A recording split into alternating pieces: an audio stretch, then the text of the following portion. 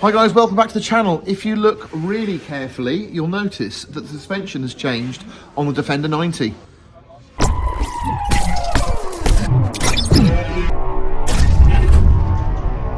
That's right, we have upgraded the suspension on our beautiful little 90 pickup, and we've really gone to town. So we've fitted Old Man Emu Nitrocharger Plus shocks, which are just sensational.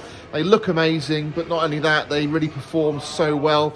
I've had a lot of experience with them in the past, and we've also matched those to some TERRAFIRMA springs. Now, there's something a little bit special about the springs, which I'll come to in a minute, but for now, just check out how you guys could do this yourself and what's involved. It's pretty easy. I'm going to measure the height of this wheel arch, the bottom of the wheel arch here, from the ground, and I'll explain all this in just a bit. So we are looking at 88 centimetres. So we're going to get the wheel off. We've got new turrets, we've got new springs, we've got new shocks, we've got all new hardware. We want the axle to be dropped as much as possible. That's going to leave the spring a bit looser for us to get out. The first one we're going to go for is the bottom. So these might hold it enough. Now I have got a chain whip, but just not here, I'm afraid, at the moment. And that would actually lock around there and stop it from spinning, but I can use this for now, I think. So just under here, we've got our plastic cover for the shock mount. That's just screwed into the panel. So to get to that, we need to remove our air intake pipe, which I've loosened off. So you can see when that little screw was just in this side. So I've taken the cover off now, and that is something I didn't want to see, didn't expect to see. So that nut is completely swollen. We're going to see if we can get the turret loose. I think that's going to round off, but at least it, yeah, there we go. Now got spring, turret. Now the turret is loose, there we go. Do you know what, that's probably going to slide straight out the top. Yeah. There we go, one. There we go. And we've got a new one of these. Brilliant. So, I think the trick for this would be, let's get that all cleaned off because it's starting to corrode.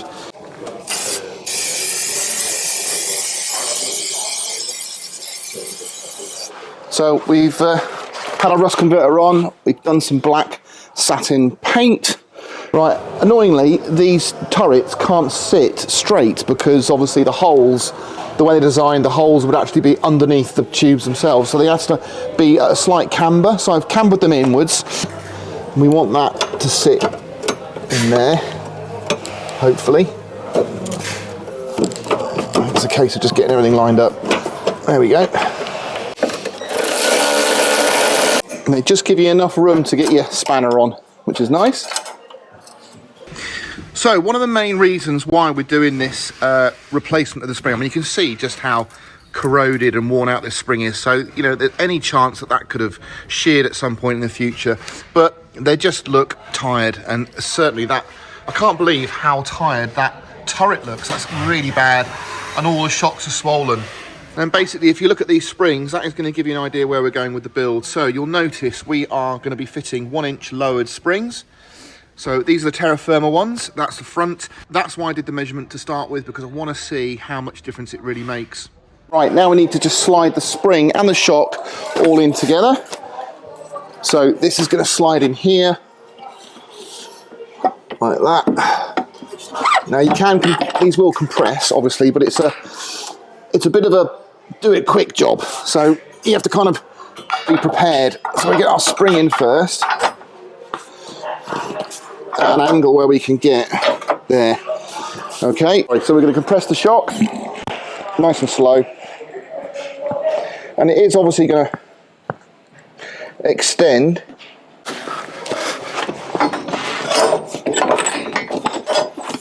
There we go, but if you get in there quick, you're all right. That is a good looking bit of kit. And I've said it before, I know performance is paramount, but if you can have both, you're onto a winner. So this is your cupped washer. You can see it's got more of a dish to it.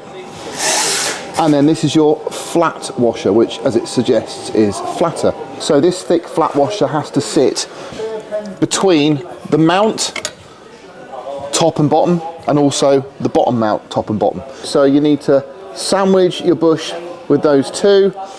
This one goes at the bottom on the shock. There we go. So we've got the thinner cupped washer at the top, down here. So again, we're gonna have to compress our shock. Tie a bit of rope or string or binding, whatever you got to hand. Tie it around the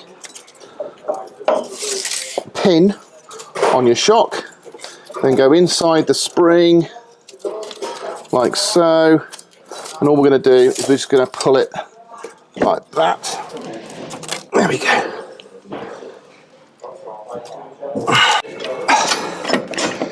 There we go.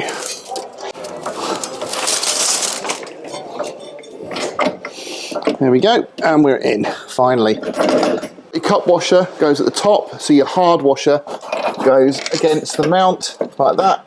And now that is sandwiched. And then this hex will actually stop us from spinning. So, we'll do it up.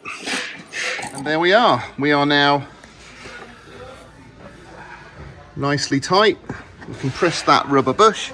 And if we go down here, you'll see we all are located and compressed as we should be. This is good. So now the bottom one. Bottom one's a bit trickier because we really don't have a lot of space. There we go. So that's now pointing through plenty. Still got to try and get that in there without it spinning. That feels good. I think that's in enough. Okay, so we are done, I think. So we've got the tower is secure there, and there. Our shock's secure at the top, shock is secure at the bottom. It's all looking good, it looks amazing. Let us get the wheel back on and drop it down. So it's a new day and I'm going to be tackling the rear suspension today.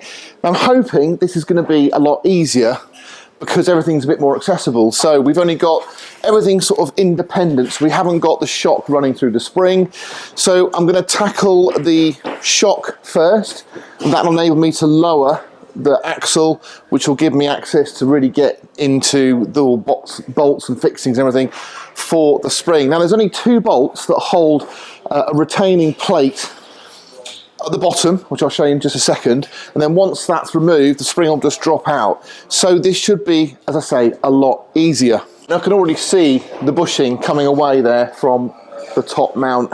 So that's all a little bit loose and clunky. So it's a good thing that we're changing everything.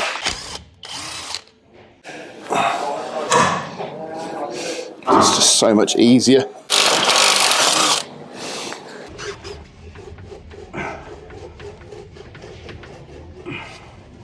Just compressing the shock.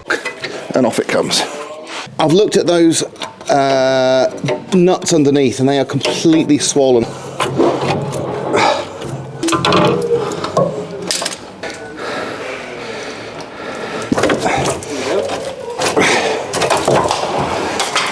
Okay, so this little brake line here is a bit loose, so I've just got a bit of plastic hose, hoping that will enable me to clip it in. There we go. You can't avoid a bit of corrosion, and even on this newer chassis, you know, it's not been abused, but these are traps for dirt, moisture, and you know, there is some material, some metal coming off the top layer, the skin, if you like. A layer has corroded and it's just chipping off.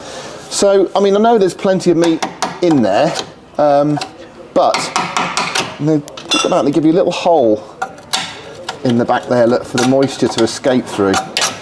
What a terrible idea. Anyway, so I need to treat this as well.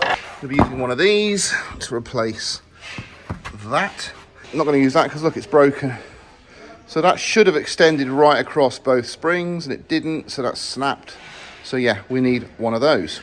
Okay, so we've got our plate mounted and you can see there, look, that it's holding this spring edge, and I've also tucked it under there.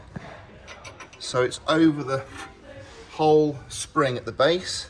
So these are a generic shock that fit a few different applications. So what you're going to want to do is buy one of these. This is a brand new, much thicker cone shaped washer, you can see there.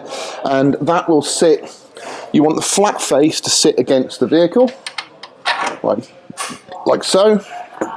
And what that does, that allows this to roll on that cone face, like this. Now, if it's a bit tight, just use a little bit of WD. So I'm just using a big socket to go over that rubber, get it to sit nice and tight on there.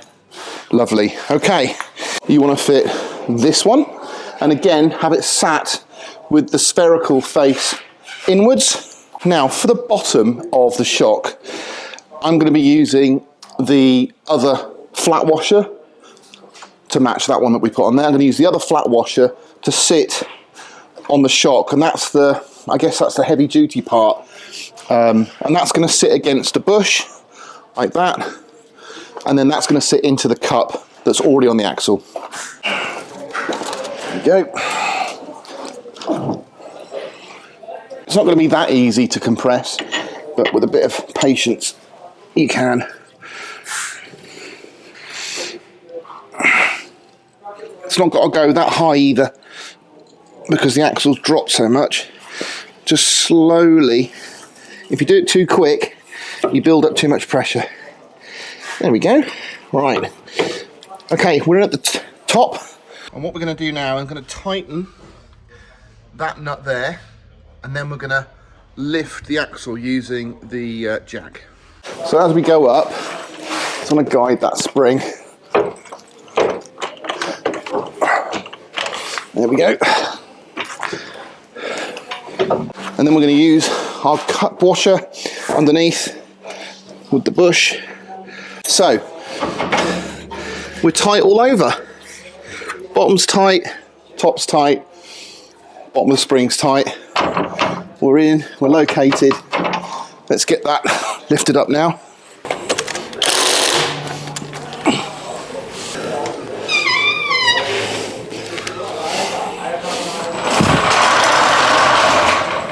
So I think we've done away with some pretty ropey hardware here. So that's what the other one should have looked like. So that was worth replacing, which we've done.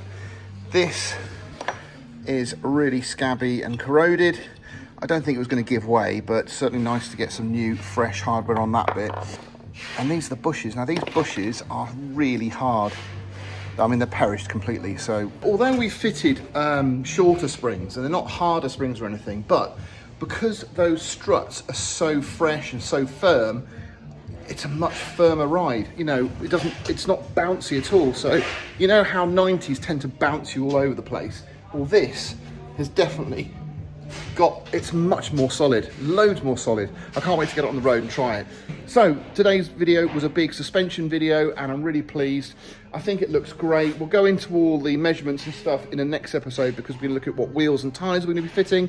That's to come. But for now, I hope you enjoyed it. Please give me a thumbs up if you did. Subscribe if you haven't, and I'll catch you on the next one.